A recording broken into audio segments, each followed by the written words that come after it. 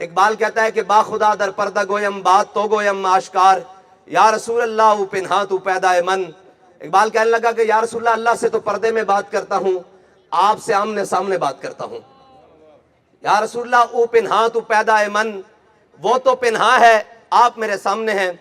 تو علامہ اقبال سے پوچھا جائے گا کہ اقبال آپ تو حج پر بھی نہیں گئے، عمرہ میں بھی نہیں گئے، حجاز مقدس کی وادی میں بھی آپ نہیں گئے، تو پھر آمنے سامنے کیسے بات کرتے ہیں؟ وہ اقبال کا اپنا عشق رسول ہے۔ اقبال کہتا ہے کہ ہوا ہو ایسی ہندوستان سے آئے اقبال، اڑا کے مجھ کو غبار راہ حجاز کرے۔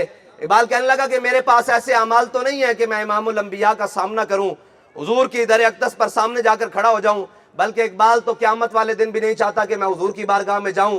اقبال کہتا ہے تو غنی از ہر دو عالم من فقیر، روز معاشر عذر ہائے من پذیر، ور حسابم رات بینی ناگزیر، از نگاہ مصطفیٰ پنہاں بگیر۔ کہتا ہے یا اللہ اگر قیامت والے دن بھی تیرا حساب لینا ناگزیر ہو جائے تو پھر مجھے امام الانبیاء کی آنکھوں سے پوشیدہ حساب لینا، کہیں میں ان کا سامنا کروں تو وہ پوچھ لیں اقبال تو کلمہ تو میرا پڑھتا تھا، آئیڈیل کسی غیروں کو بناتا تھا۔ اس لیے اقبال نے کہا، بہرحال علامہ اقبال نہیں گیا، مدینہ پاک بھی نہیں گیا، اور حجاز مقدس میں بھی نہیں گیا، حج کے لیے بھی نہیں گیا، عمرے کے لیے بھی نہیں گیا، تو پھر اقبال آمنے سامنے کیسے بات کرتا ہے؟ اقبال کہتا ہے ہوا ہو ایسی ہندوستان سے اقبال، اڑا کے مجھ کو غبار راہ حجاز کرے۔ اقبال کہتا ہے کہ میں اس قابل تو نہیں کہ میں مدینہ پاک جاؤں، حضور کی بارگاہ میں جاؤں۔